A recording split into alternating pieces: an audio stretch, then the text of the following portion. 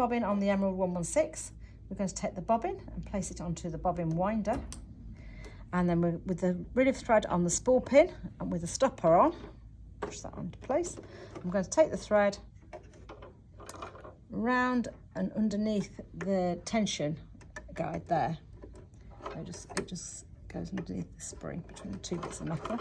Go across, place your thread wrap it around a few times clockwise, push the bobbin winder across, and then release the hand wheel from the side of the machine to stop the needle going up and down. This disengages the needle. And then we're going to wind the bobbin and just wind it until you've got as much thread on there as you need or until it's full. When your bobbin's finished winding, you can take your bobbin off. So just push it back across, take the bobbin off, and then you need to make sure that you push the hand wheel back into the machine, because otherwise without it, your machine won't sew. So push the hand wheel back in to re-engage the needle. I'm going to put the bobbin into the machine now with the thread coming off clockwise, so it just drops into place. The thread comes round and it goes into the little gap just here. There's a silver gap in this metal piece here. Just put that in there and it'll click into place, and then you can just slide your bobbin cover back on.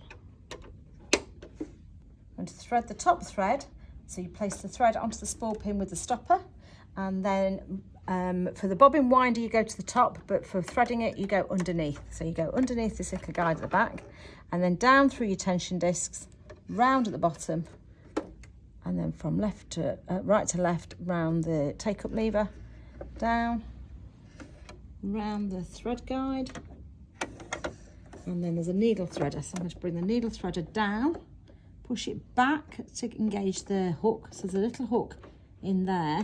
I'll do it again for you. There's a little hook in there that when you push it down, engages through the eye of the needle. Take the thread underneath the guide, underneath there, and let it go back gently, and it will pull a loop for you to bring the thread through.